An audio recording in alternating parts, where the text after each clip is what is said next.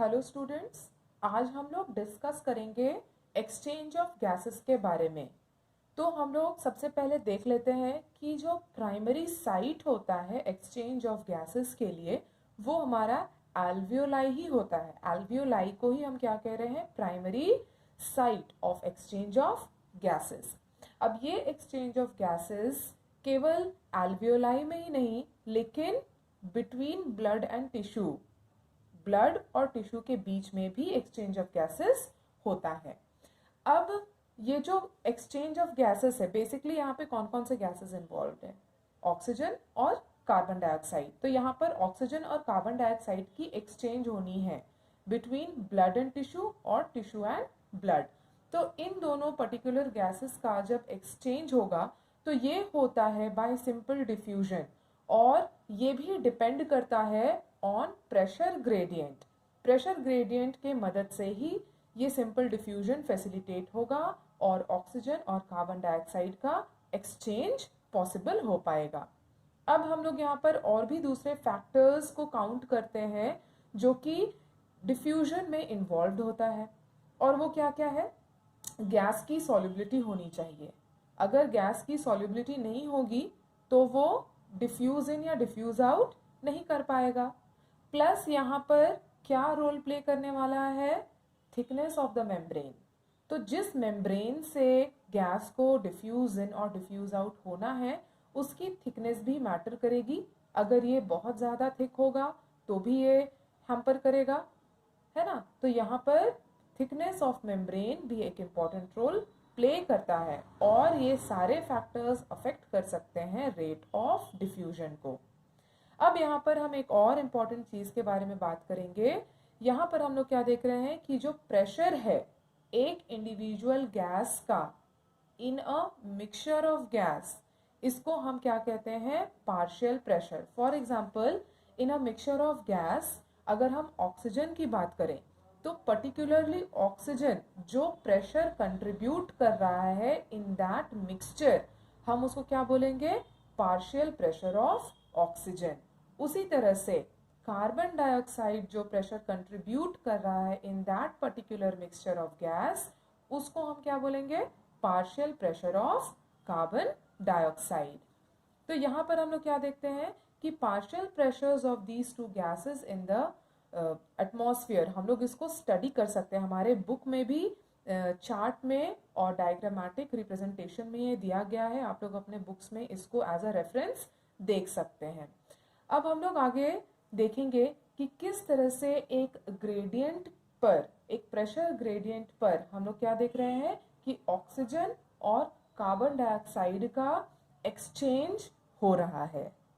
एक concentration gradient generate होता है ऑक्सीजन के लिए भी और कार्बन डाइऑक्साइड के लिए भी। जब हम कंसंट्रेशन ग्रेडियंट बात करते हैं ऑक्सीजन के लिए तो ये एल्वियोलाई से ब्लड और ब्लड से टिश्यू में हम देखेंगे, और जब हम कार्बन डाइऑक्साइड के लिए कंसंट्रेशन ग्रेडियंट की बात करते हैं तो ये पूरी तरह से ऑपोजिट होगा जैसा ऑक्सीजन के लिए था। ऑक्सीजन के लिए हमने क्या देखा? Alveoli to blood and blood to tissue. वहीं पे अगर हम कार्बन डाइऑक्साइड की बात करते हैं तो इसका रिवर्स डायरेक्शन क्या होगा? Tissue to blood and blood to alveoli. अब यहाँ पर कुछ और बातों को जानना हमारे लिए ज़रूरी है। वो क्या है कि सॉल्युबिलिटी ऑफ कार्बन डाइऑक्साइड जो होता है वो ऑक्सीजन के कंपैरिजन में 20 to 25 टाइम्स हायर होता है। यानी कि हम क्या कह सकते हैं कि जितनी रैपिडली ऑक्सीजन सॉल्युबल नहीं होगा या सॉल्युबिलिटी नहीं होगा, डिफ्यूज नहीं कर पाएगा, उससे ज़्यादा रैपिडली कौन कर पाएगा? कार्बन डाइऑक्साइड कर पाएगा।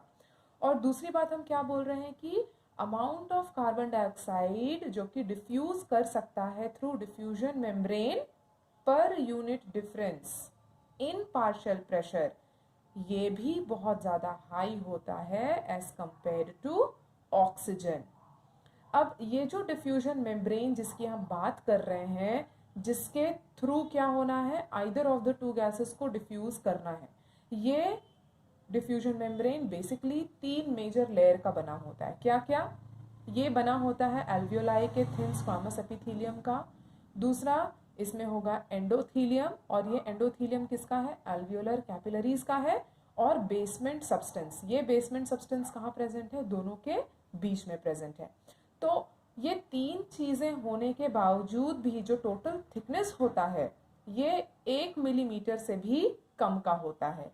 यानी कि यहाँ पर हम क्या कह सकते हैं कि ये सारे फैक्टर्स जो हमारे बॉडी में प्रेजेंट है ये बहुत ही ज़्यादा फेवरेबल हो जाते हैं for diffusion of oxygen from alveoli to tissues when we compare it to carbon dioxide that is from tissue to alveoli। ठीक है, तो यहाँ पर बेसिकली हमको क्या चाहिए? हमारे बॉडी के लिए तो हमको ऑक्सीजन चाहिए जो कि हम एटमॉस्फेरिक एयर से ब्रीद इन कर रहे हैं, और ये जो कार्बन डाइऑक्साइड है ये क्या हो रहा है? हमारे बॉडी के अंदर जनरेट हो रहा है। तो हमें क्या फेवरेबल कंडीशन बनाना है? हमें ऐसा फेवरेबल कंडीशन बनाना है जो कि ऑक्सीजन के लिए हो, जो कि एल्वियोलाई से टिश्यू तक जा पाए, ना कि कार्बन डाइऑक्साइड के लिए जिसे हमें एल्वियोलाई से टिश्यू तक पहुंचाना है। यहाँ पे कार्बन डाइऑक्साइड का जो डिफ्यूजन हो रहा है वो रिवर्स डायरेक्शन में हो रहा है, टिश्यू टू एल्वियोलाई हो रहा है। तो यहाँ पर हम क्या देखते हैं कि पर्टिकुलरली ऑक्सीजन के लिए ये सारे फैक्टर्स बहुत ज़्यादा फेवरेबल हो जाते हैं। अब इसके बाद क्या होना है कि जो गैसेस डिफ्यूज इन हुए उसको एक मीडियम चाहिए, एक कैरियर चाहिए जो क्या करेगा? ट्रांसपोर्ट करेगा उसको टू डिफरेंट सेल्स और different tissues of the body तक, है ना। तो यहाँ पर अब हम लोग बात करेंगे, चर्चा करेंगे ट्रांसपोर्ट ऑफ गैसेस के बारे में। बेसिकली हम क्या कह रहे हैं कि जो हमारा ब्लड है ये क्या काम करता है? ये एक कैरियर का काम करता है, एक मीडियम ऑफ ट्रांसपोर्ट का काम करता है जो कि कैरी करेगा both oxygen and carbon dioxide. अब यहाँ पर हम क्या देख रहे हैं कि जो 97% है ऑक्सीजन का ये ट्रांसपोर्ट किया जाता है by RBC that is present in the blood. Blood तो हम बोल रहे हैं कि वो मीडियम है ट्रांसपोर्ट का, लेकिन ब्लड में क्या प्रेजेंट है? हमारा आरबीसी प्रेजेंट है। ये रेड ब्लड सेल्स हैं जो ऑक्सीजन को कैरी करते हैं और ट्रांसपोर्ट करने में मदद करते हैं। और जो रिमेनिंग 3% है ऑक्सीजन का ये डिसॉल्व हो जाता है प्लाज्मा में, और यहाँ पे हम क्या कह सकते हैं कि प्लाज्मा भी बहुत हद तक हेल्प करता है ऑक्सीजन को ट्रांसपोर्ट करने में। उसके बाद अगर हम कार्बन डाइऑक्साइड की बात करें तो 20 to 25% of carbon dioxide transport किया जाता है बाय आरबीसी। जब हम ऑक्सीजन की बात कर रहे हैं तो 97% by RBC and 3% by plasma. लेकिन वही जब हम कार्बन डाइऑक्साइड की बात कर रहे हैं तो 20 to 25% बाय आरबीसी और 70%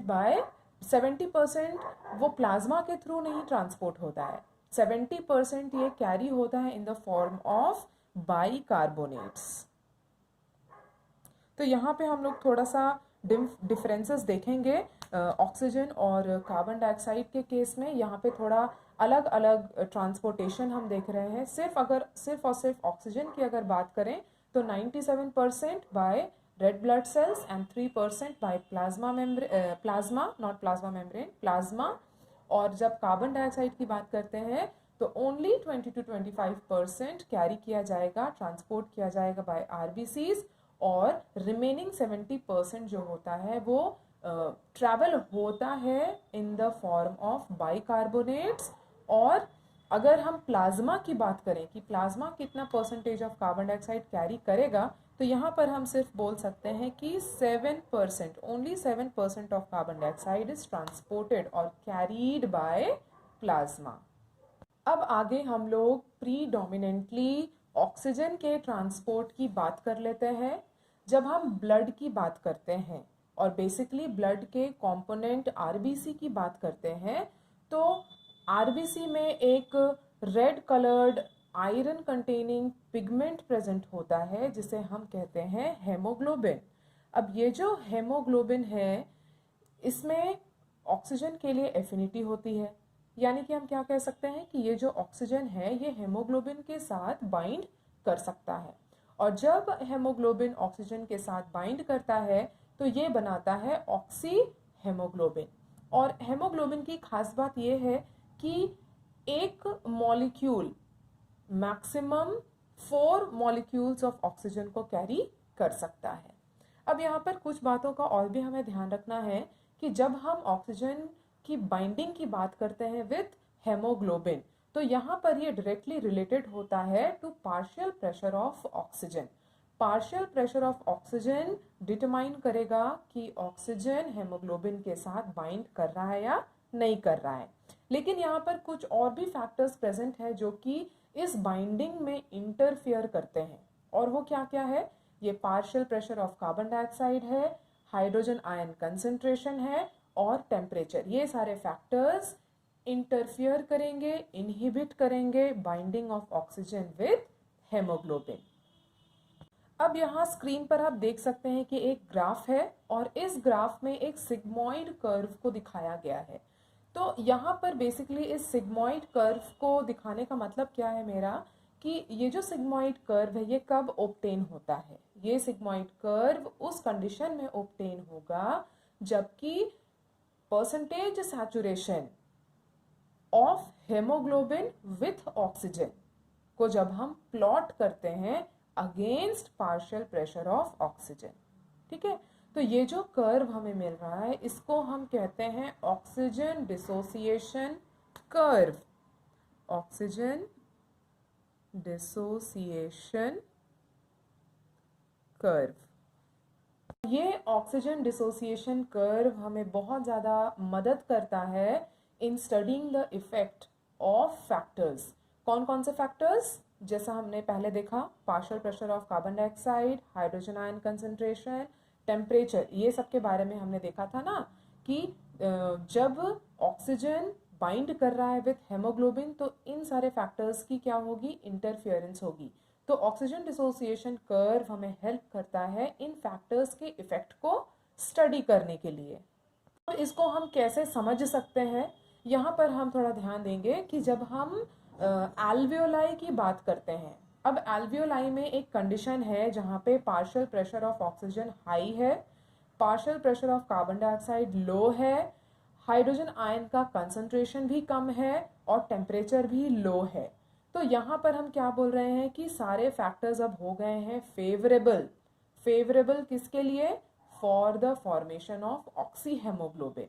तो ऑक्सी हेमोग्लोबिन बनाने के लिए या ऑक्सीजन का हेमोग्लोबिन के साथ बाइंड करने के लिए ये फैक्टर्स होना ज़रूरी है कि पार्शियल प्रेशर ऑफ ऑक्सीजन ज़्यादा होना है, partial pressure of carbon dioxide low होना है, हाइड्रोजन आयन कंसंट्रेशन लो होना है और टेम्परेचर भी लो होना है।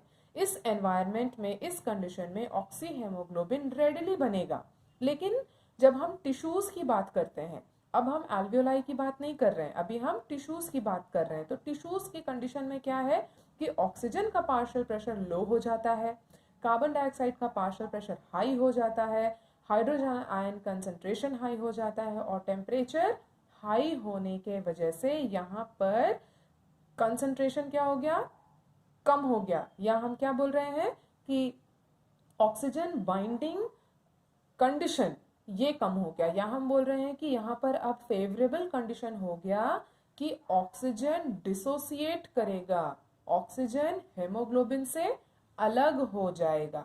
तो यहाँ पर हम क्या बोल रहे हैं कि यहाँ पे क्लियर इंडिकेशन है कि ऑक्सीजन जो कि बाइंड करता है विथ हेमोग्लोबिन ये लंग के सरफेस पर एल्वियोलाई रीजन में ही पॉसिबल है, जहाँ पर उसको एक फेवरेबल कंडीशन मिलता है और वो ही पर्टिकुलर साइट है जहाँ पे ऑक्सीजन को बाइंड करना है विथ हेमोग्लोबिन। लेकिन टिश्यू रीजन पे हम क्या बोल रहे हैं? टिश्यूज को, सेल्स को तो ऑक्सीजन चाहिए, तो यहाँ पे ऑक्सीजन का डिसोसिएशन होना ज़रूरी है। इसीलिए हम लोग क्या कह रहे हैं कि यहाँ पर सारे फैक्टर्स उल्टे हो जाते हैं। पार्शियल प्रेशर कार्बन डाइऑक्साइड का बढ़ जाएगा, हाइड्रोजन आयन का कंसंट्रेशन बढ़ जाएगा, टेम्परेचर बढ़ जाएगा, and all these factors will lead to dissociation of oxygen. Oxygen haemoglobin से अलग हो जाएगा।